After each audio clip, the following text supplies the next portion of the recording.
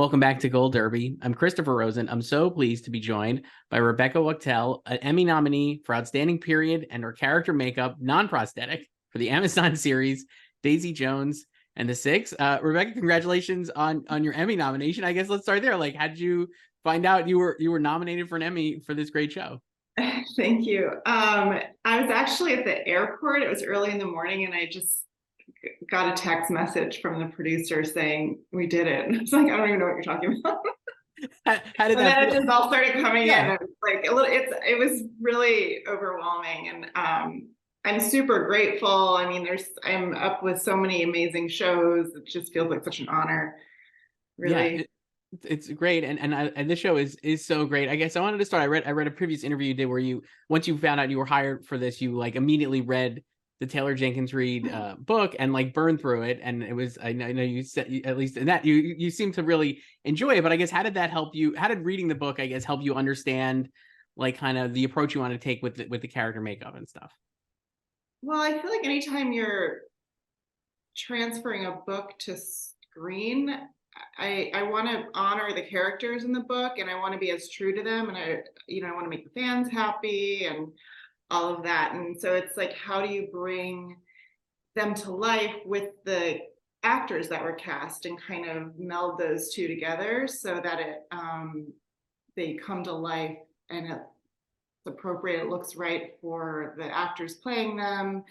There are certain things in the book that I just was like, Warren had a mustache at one point, he grows it. I'm like, well, he has to have that in the show. That was like, for me, it was really important. And then just a general aesthetic and vibe of the characters that I wanted to keep with each of them. For Daisy, she was such a free spirit. I didn't feel like she would, and especially at that time, she's like breaking away from the mold of her parents and the wealth and everything, that she wouldn't wear a lot of makeup. She was just really like this free spirit until she gradually, becomes famous, is doing more drugs, and it starts to shift and change, and she does, but in kind of like more of a messy way, true to her character. So you mentioned, yeah, no, did I answer your question? Yeah, no, that's it. You said something there I was thinking of too, is that like not characters are not wearing a lot of makeup, but then you have to make it. I guess that's what I found so impressive, is that you have to make it look like they're not wearing a lot of makeup, right? But they are, right? But the actors are, and certainly like making it look like natural like that. I guess how much of a challenge is that, and how much like trial and error do you have to do to find that look where it's like, yeah, like Daisy's just like gonna roll out of bed and look the way she looks, but Riley Keough doesn't look like that, but you have to make it look like that. I guess I just found all that really fascinating. Thank you for bringing that up. I feel like that's one of the trickier things for a viewer to recognize, because when people just look effortless and natural, you don't realize it's a bunch of makeup. So a lot of the cast had a lot of tattoos we had to cover. Riley has 8. I need to make her skin look flawless. She's pretty fair skinned naturally. So we would go between spray tans and full body makeup, probably about 70% of the time, just doing, to completely neck down, tanning her up, covering the tattoos, making her skin look glowy, natural, like rosy cheeks. Like she's just this natural, in the beginning, glowing kind of beauty that's just effortless. The guys, they had a lot of tattoos, especially Sebastian, who plays Warren, and he's always in those vests, like with no shirt, and he's all tattooed. I mean, so it's all body makeup. It's all, and that has to hold up all day, and it has to have sweat on top of it for performance looks. But it looks natural. So watching the show, you wouldn't know. Like, and Sam, he's got tattoos here, like under his arms, his chest, his back. So, and also the facial hair for the guys, I wanted it to look, it's the 70s. They need to have, the sideburns and the mustaches and all this different facial hair. Some of the guys, it was their own, and some of them, like Josh and Sebastian and Tom, for part of it, it's all pieces. Wow. All facial hair pieces that were made custom for them. I just wanted it to look really natural and organic. You can't tell that it's not. No, you can't at all. And I'm actually just hearing you talking about the many tattoos. I knew Riley Keough had tattoos because I've seen her in other things, or like with tattoos, and I didn't realize that so many of the guys were so completely covered in tattoos. And it just is like completely, you cannot tell at all. And I find that that's just remarkable. When you're not to get too bogged down in the details of that, but I guess like just how do you how do you make sure it looks good in real life, obviously, and then that it's going to translate on camera, that you're not going to see it like kind of pop, well, and it's going to look good on camera, I guess. Yeah, and it's tricky because sometimes you'll cover it and it looks fine in daylight, and then depending on the lighting they're using, it's like something peeks through, or the tone looks different, and then you're trying to fix it really quick. It just that happened a few times, where you can't really control, because sometimes with HD and the color tones, it picks up different tones. So you have to fine tune it per actor and what works for them and their skin tone. It's a real art. I mean, some of the, like, especially with Sam, he's got all these different skin tones on him, and he has kind of it's lighter here and darker here, and he has freckling, and and all these different tones. So to blend it all out and make it look natural, and not have the camera pick it up was a tricky thing. But we had a really amazing team in the trailer, with me, and I had great artists and support too, which is really important when you're doing a show with such a huge cast like this, that you have to transform them all. Yeah, it's amazing work, and like I said, like completely seamless. You cannot tell any of this as a viewer, which is really great. You mentioned something there too about the sweat, and obviously them being performing at these concerts is such a large part of it, and certainly in the finale, like the last concert is just they're seemingly dripping with sweat, I guess. And like, how do you kind of like, how did that work, and how do you make the sweat look right, and then the makeup look right with the sweat, and like all these different things? I just was like, again, another. It's just totally, as a viewer, you're totally buying all of this, but obviously I'm sure there's a million different things that went into making it look that good in the end. Oh yeah, well, I had I had a whole sweat breakdown. I mean, I had so many breakdowns. It was like, because we were shooting all over the place, and we were block shooting, so we're shooting like 4 or 5 episodes at the same time. And so in the beginning, it's like 1965, and then the next scene it's 72, and then the next, and you're changing them all. So also with the sweat breakdowns, you're jumping around in the show. So it was a whole breakdown of, well, this is the beginning of the show. They're not that sweaty. And then they're have a little sheen to them. It was like the beginning, middle, and end shows of the shows, and what the levels would be depending on the scene and what we were shooting. So I had different things I would use for shine or sweat to create those looks. Yeah, it was, I mean, all of us going in and just like spraying really fast too, with, because it's like a barrier. To get them really sweaty, you'd have something that's kind of an oil based, and then you'd spray a water on top of it, and then that oil base holds the water for a longer period of time, because water just evaporates so fast. So you have to use, so I had a whole breakdown of products that had different levels of shine depending on what they needed to look like. Was that something when you got hired and stuff? I mean, did you have to like, were you immediately like, how is this gonna, like, did you start planning that out like right away too? Like the idea of how you're gonna like manage the sweat, I guess, for lack of a better, description?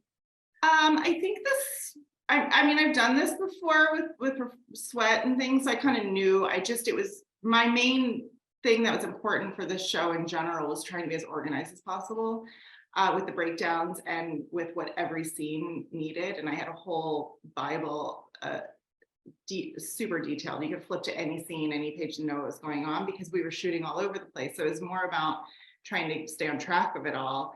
But I kind of knew what I wanted to do, or how I wanted it to look, I guess. Right. Yeah. How about just in general, obviously the show, like you said, the bulk of it takes place in the 70s. So how much, when you're like, is that something like, are you a person who does like a ton of research into the era to make it look like it did, or like, or are you taking like liberties, or how did you kind of approach that part of it? Yes, I did a ton of research. I mean, I was just really excited to get the show in the first place. I wanted it because I love the 70s, and I was like, I know this aesthetic, and I in my mind know what this should look like.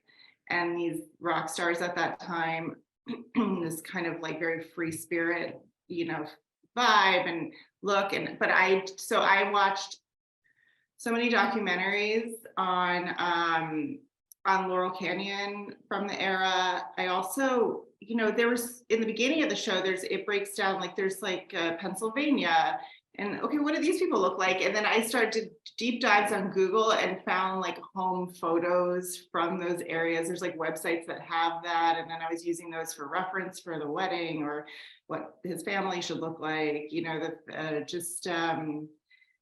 it was and then the disco stuff was super fun because that building Simone's whole character and her whole arc and what that would look like from the beginning of her early kind of disco vibe into New York City when she's performing in bigger places. Did you work a lot with the actors too, or are they coming in with like their own ideas, I guess, of the characters, how they should look, or how do you kind of work with that, I guess?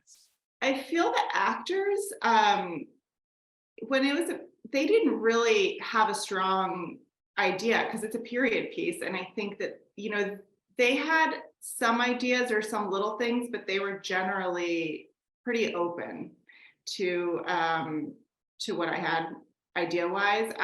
You know, and I worked, so I had built up boards for each character and what they would look like for the 12 main characters and taking them through the whole series. And then I went through with Amazon and Hello Sunshine for approval process of all of those. So all of that was done before I met with the actors. And then I met with the actors at Sound City when they were in band camp.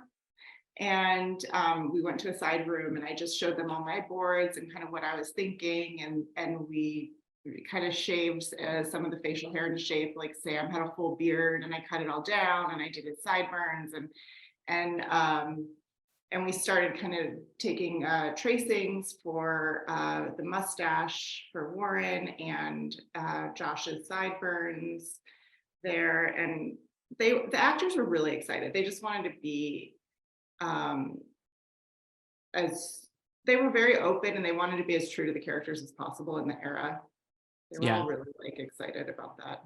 I think that comes through too in the performance. Everybody seems like really psyched to be on this show. Do you like we're talking like the show obviously is kind of framed by this like the future stuff, right? Like that's taking place like in the 80s, right? Or like later period, I guess. How did you go about like aging the actors up and doing it in a way that wasn't distracting, I guess, which I think you accomplished, but oh, thank you. That was a tricky line. I mean, not gonna lie, we tested age makeups. I mean, I think Suki had 4 or 5 age tests that we did. I mean, we went full prosthetics on like some of them with face casts and like testing that and testing partial pieces and what it would all look like.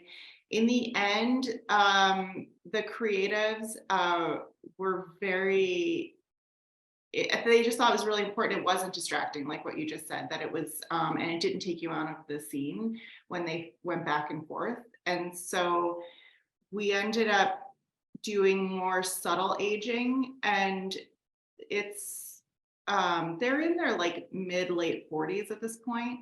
So they're not super old either, you know, so it's not like, you know, the shifts, I think what you can create with makeup and tonal shifts and skin tone, skin texture. We did stretch and stipple and like fine lines, shading, like also with the women, just a different general aesthetic and makeup look as well. And some facial hair changes on the men.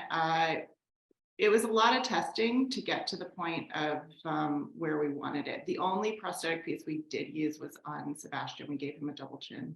Oh, that's so funny. I didn't know that. As someone who's in their mid 40s, I'm pleased to hear you say that it's not old, like at least, or not like gonna look. Well, me too. I mean, I'm 47, so I was like, I know everybody ages differently, but you know, not everybody, and I wanted that to come through in the characters too. It's like, what was their life like and how did they age? And they're also, the women are kind of famous, so maybe they were doing some stuff. You know, not local, you know, and you know, I wanted to keep the makeup and general aesthetic kind of similar to how their character was. And also, when I watched these documentaries, the Laurel Canyon days, a lot of these guys like didn't really change their look, which I kept with for Billy, Sam.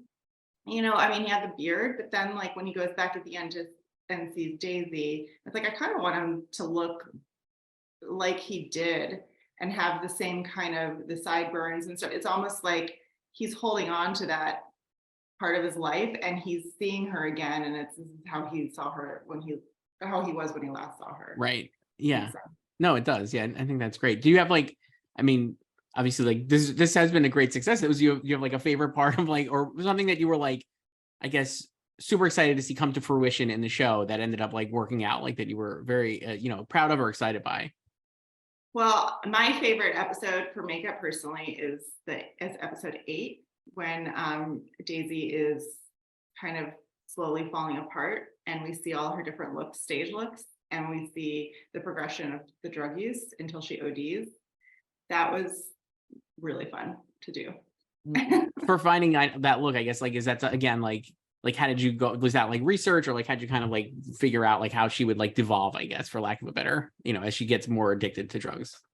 I had a general aesthetic of how I was doing her makeup for her show looks, and I changed the color and kind of like heaviness for it, depending on the show and what she was going through. I think at this point in my career, over 20 years of working, I kind of know what it looks like if you're on drugs and you just work with the person's face. I've done a lot of stuff like this. So I just used Riley's face and what would work, with the dark around her eyes, redness around her eyes, deep set. I kind of paled out her skin, what I was putting in of like a rosiness across the bridge of her nose and her cheeks. I took that away to kind of like take that life out of her. And then, she was doing a lot of coke, so it was like a lot of red around the nose. It's just using the practical things that were happening. Yeah. And then when she ODs, it's after one of her show looks where she's not even put together that well. She's kind of like half tried with her makeup. And then when she's in the shower, it's like that leftover makeup is there still, and this blood kind of under her eyes and around her face. And Yeah, it's great. I mean, it is amazing stuff. And like I said, like it's so much feels like invisible work that you're doing that ends up paying off like for the viewer in such great ways. An Emmy nominee this year, Rebecca Wachtel, for outstanding period character makeup non-prosthetic for Daisy Jones and the Six. Congratulations again, and thank you so much for doing this. thank you so much. It was really great. Appreciate it.